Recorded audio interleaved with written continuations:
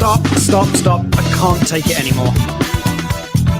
Oh, I do the live ones too. Yes, I know. I saw your act in the theater. You're really quite good.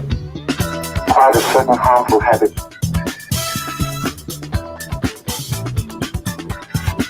Stop it now, I'm leaving. I don't think he felt anything. Hello and welcome back. We are breaking up with RBS. This is episode 14. I am Tawny Santabria. And I am JDK Winnikin. We are here to debunk the junk. The junk. Or some junk. Plenty of junk. Plenty Whatever of junk comes up. Mm-hmm. My junk. Mm-hmm. This case, your junk. Yes. Way to jump right in. We're excited to have a guest today. It's our first guest. I know. So excited. I couldn't sleep last night. Wow. Really? Mm-hmm. So you must be tired. No, I'm so excited. You're just when we're done. When we're done. Yes. We do have our first guest on the show. As you might all remember, first of all, actually, before I get there, thank you for joining us for another episode of Breaking Up with RBS. And if for those of you who are listening on 106.9 Warm this morning, good morning. Thanks for joining us. And if you're listening on our podcast platform, whatever time of day it happens to be, I hope it's enjoyable for you. And be sure to check out the video feed of this show on our YouTube channel, Breaking Up with RBS. Spell out the word and you'll find us. You can also join our Facebook group of the same name to get material, comments from us, written pieces in between episodes. Now that's covered. Whew. Now you feel better? It's tough to keep that checklist in my brain every week. No, I get it. Yeah, but anyway, so we started a couple weeks ago talking about parenting. Kind of this organic part of the conversation kind of came up around parenting, and we continued with it last week. And we finished last week with a call to action. We wanted to talk to parents, and lo and behold, we have a parent. Here I am. Here you are. We'd like to welcome Emily here. Hi, Emily. Thank you for Hi. being here. Hi, Thanks Emily. for having me. So glad you're here. You're welcome. And Emily has listened to the show and reached out after our call and said, I'm a parent of a 2-year-old, I understand. Yes, my son is 2. 2. So terrible 2s. So you don't sleep much.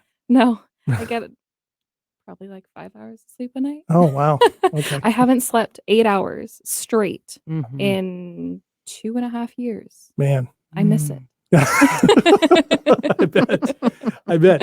So anyway, Emily, whatever we were talking about, a lot of the stuff we talked about has resonated with you, it sounds like, and wanted to come on and talk a little bit about the various BS stories involved in being a new mom, being a mom, that type of thing. So thank you for being here. You get to go home with a mug, which is fabulous. So you have a 2-year-old. Mm-hmm. You're new to this game. A little bit, yeah. New to this whole thing. So when we talk about BS stories and you compare it to, you're hearing about parenting, what came up for you? What are the things that have come up for you that might be BS stories for you about being a parent? There's been a lot. Okay. I think being a new mom, there is a lot of comparison.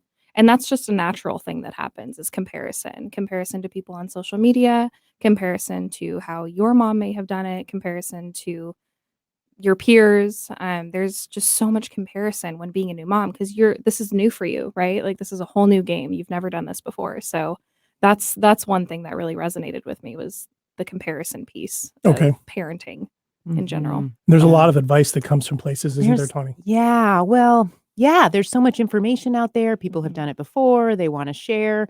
Of course, new moms want to be good moms. And so there's lots out there to learn and glean. And it's exhausting. It's very exhausting. Yeah. Was it the same? I mean, Tawny, yeah. you're a mother as well. Your kids are long grown. Mm-hmm. Was it the same for you, even though there was not social media and all that? I mean, did you? Well, certainly not being able to see what every other new mom was doing at any given moment on some kind of platform helps, right? Yeah. So you could just be in your space with your baby, and certainly, yes, you would get information from your own mom or the neighbor, but we didn't have as much coming at us. So yeah, that piece is pretty exhausting, I would imagine. And just the energy around comparing is not a nice flow or a pleasant sort of experience. It's not, and it kind of brings you away from being present with your child and building that connection with them. Because then when you're a new mom, that's what you're supposed to be doing, right? You grew this child for 9 months inside of your body, and now you have to connect with them as a human being and as a soul.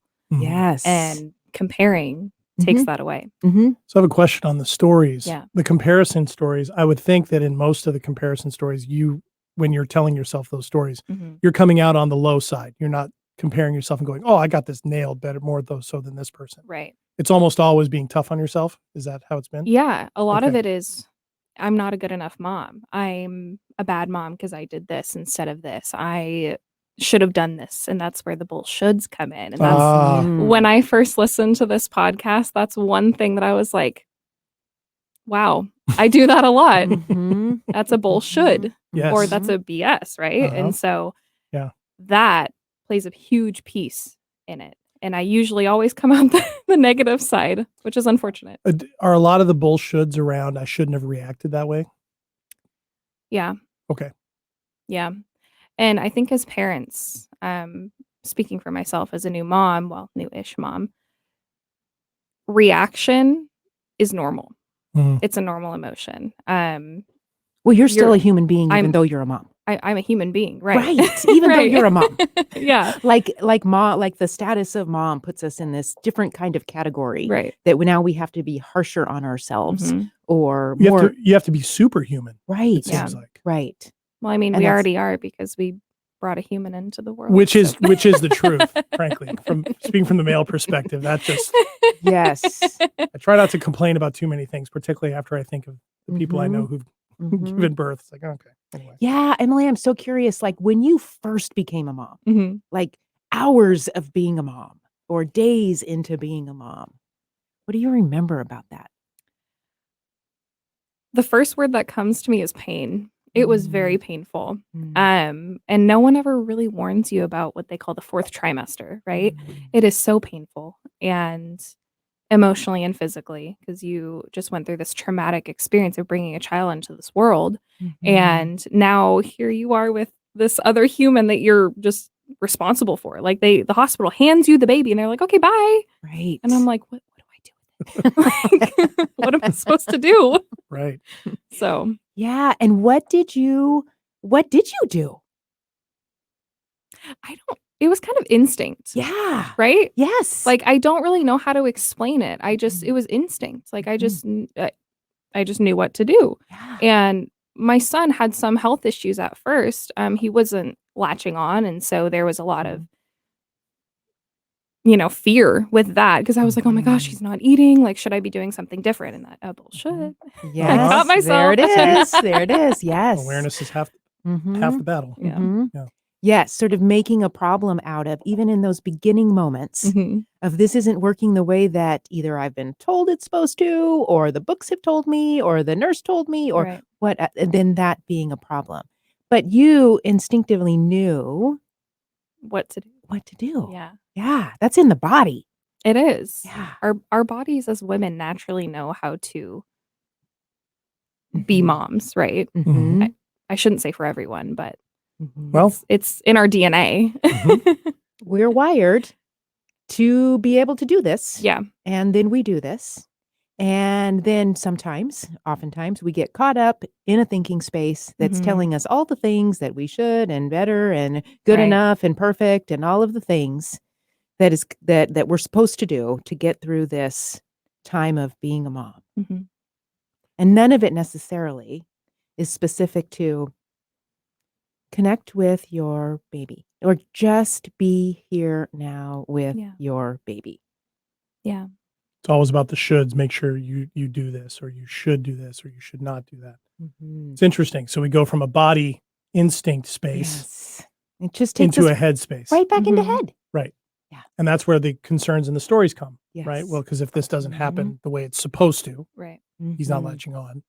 That means this. So did you catastrophize a lot? Like if he's not going to eat, he's going to get sick. He's going to. Oh yeah. Yeah. There was a lot when he was first born. I had postpartum anxiety.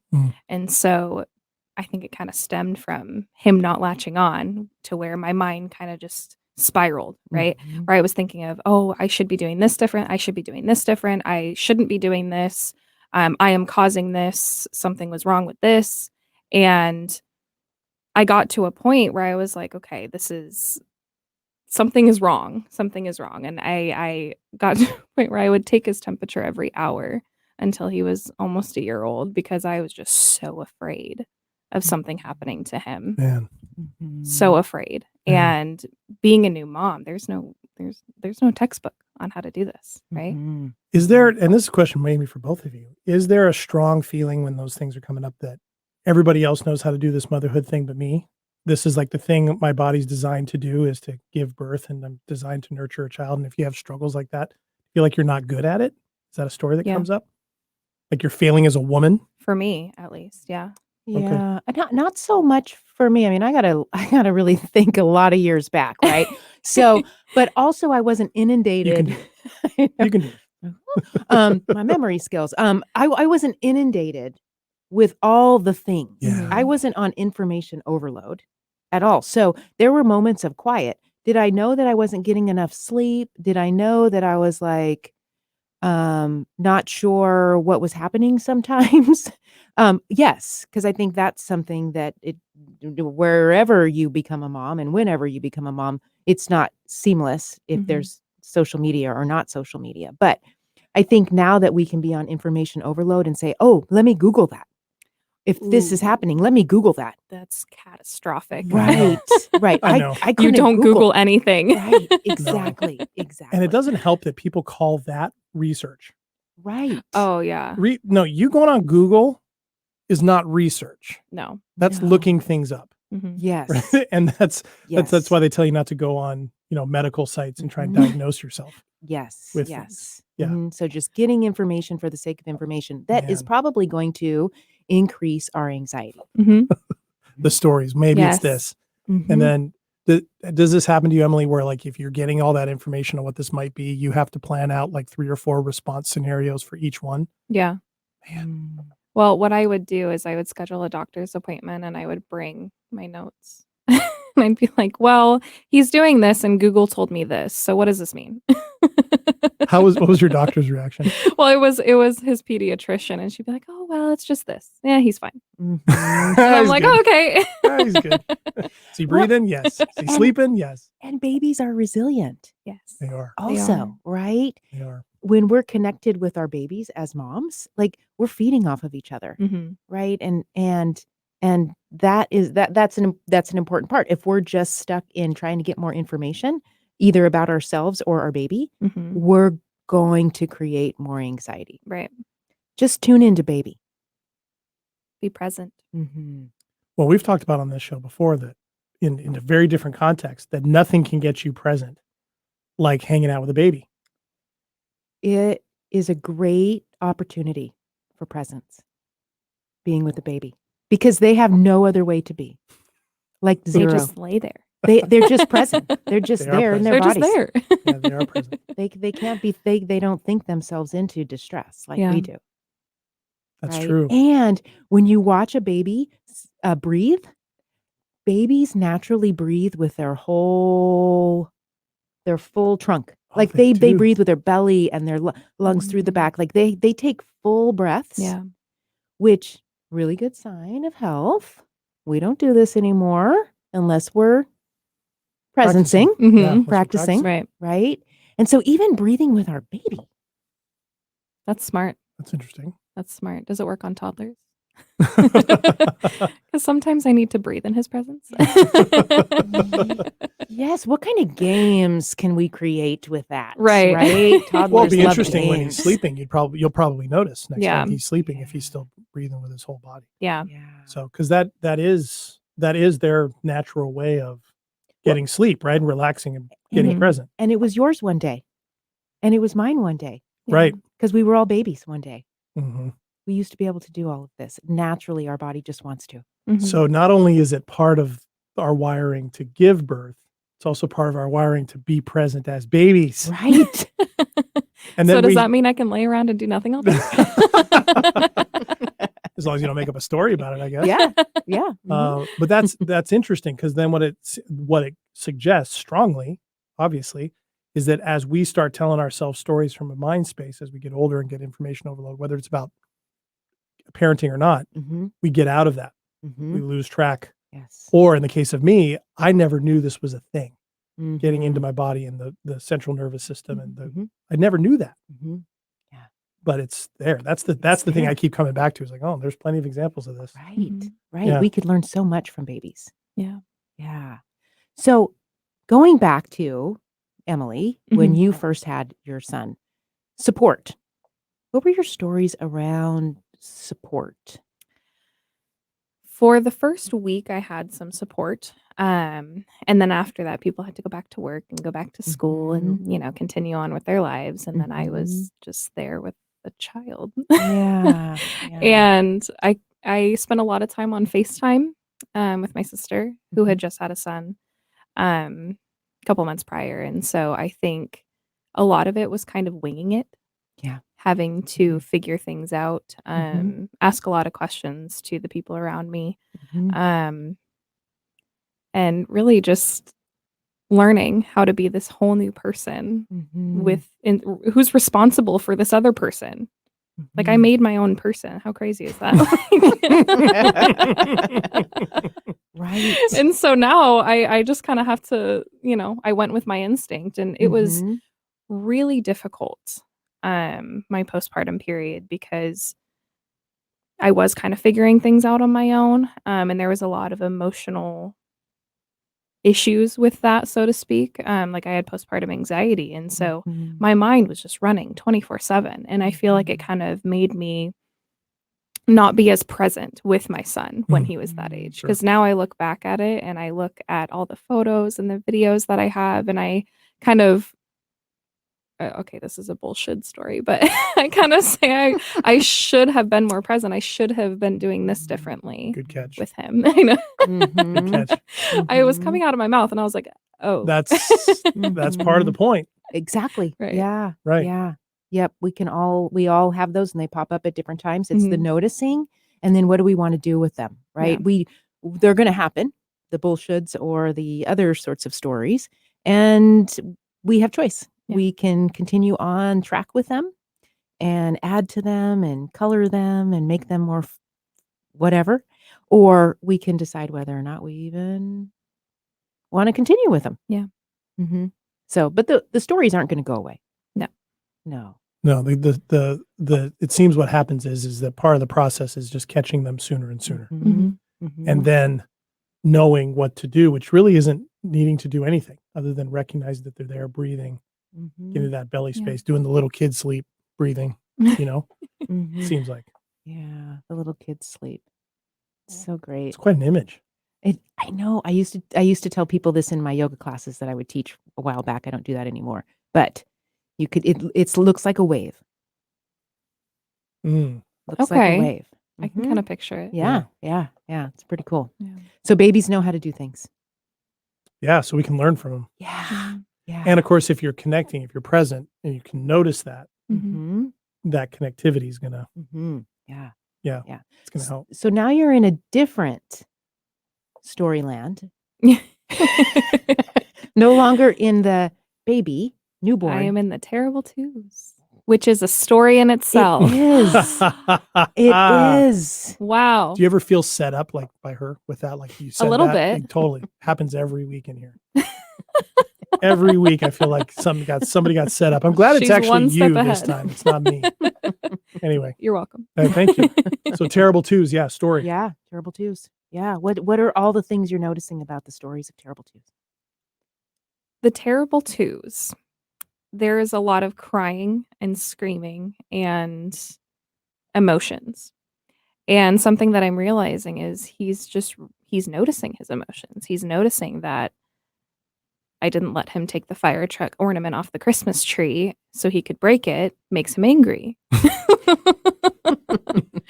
And he likes expressing it. Yes, he likes expressing it, but he doesn't know how to manage his emotions. And me as his parent, that's my job.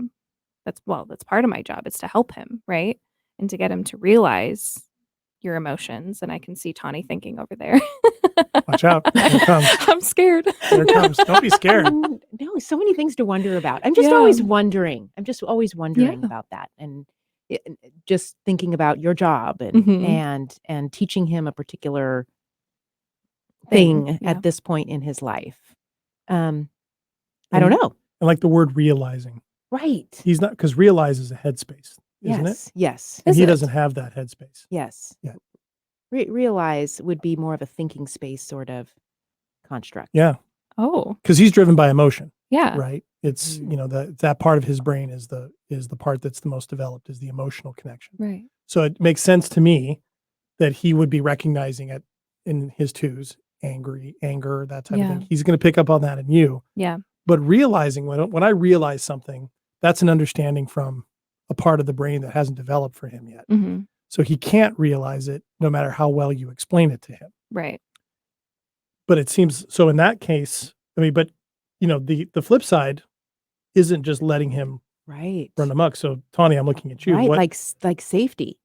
Right. Because part of it probably that you're a little nervous about is like if he got really upset and pulled the tree down, like that could be a safety issue. maybe, Right. Sure. Right. So helping him to sort of get into the safety system of the body. Mm-hmm. And that doesn't happen from a thinking space. It happens from a body space, that softening space. Mhm. We parents like to talk to our kids 2 years, 3 years, 4 years as they're very smart. They understand when I tell them that this thing is not going to be okay to do this thing. They understand. I can tell in their eyes that they understand and they get that, but they don't have a memory. Right. Right. So the next time they're not going to remember, oh yeah, 2 weeks ago when I was losing my self, My should.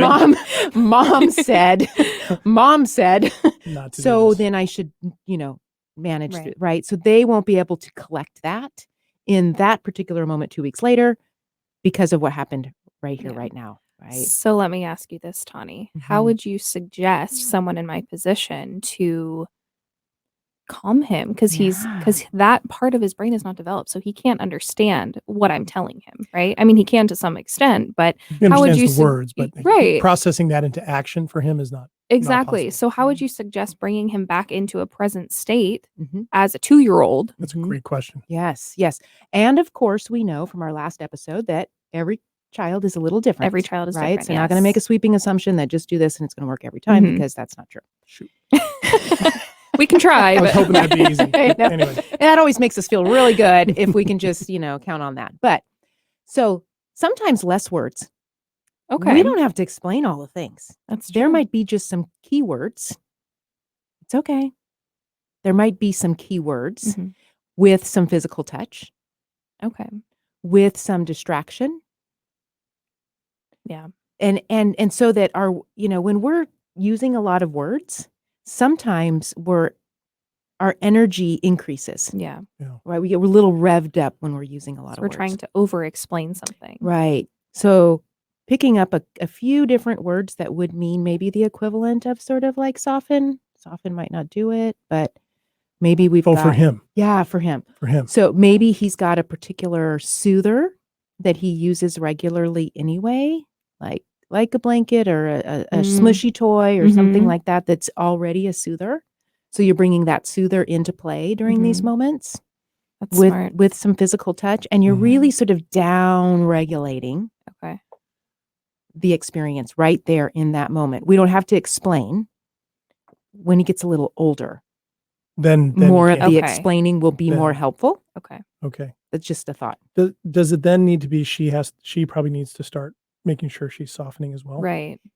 Of course. Starting there. Yes, your Okay. softening, that practice that you do is going to be really important so that when you're needing this at any given moment, you're already primed to be able to soften first, because that energy exchange is, Yeah. there's no way to fight that. Right. And fighting that with words or faking it with words like we tend to do That's with each other as adults, headspace.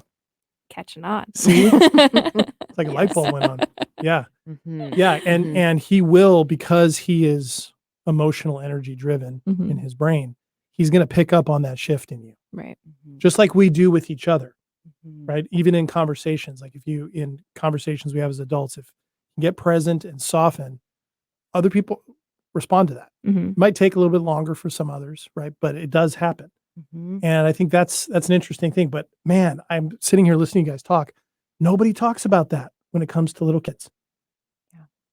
That whole thing about softening and helping you know, Mhm. so it's always about rationalizing it out or getting that going. I've seen it. I see it in restaurants all the time. People trying to Yes. rationalize something with their kid. I'm like, that kid cannot take in what you're saying. Right. But I hadn't really thought about combining needing to soften ourselves and then something that to him would be the equivalent of softening, Right. whether a word or a Right. Because all of that item. stuff for him, if you're not soft or if you're, He's not going to be receptive. no, it Yeah. won't be meaningful. Right.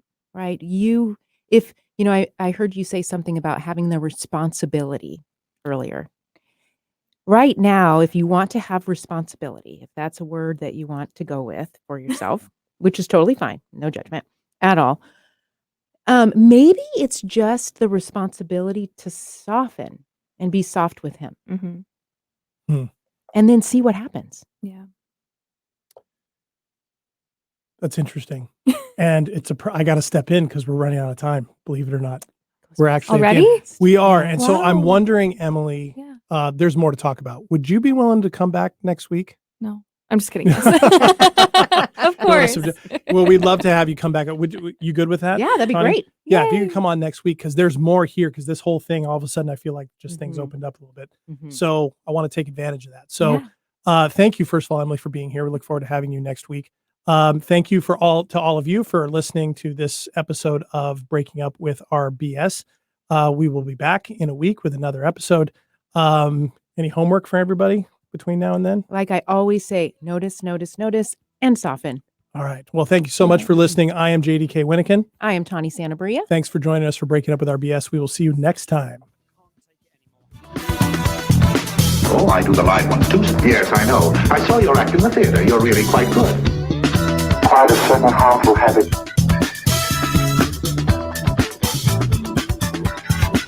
Stop it now, I'm leaving. I don't think he felt anything after the crash. Scusa che già io.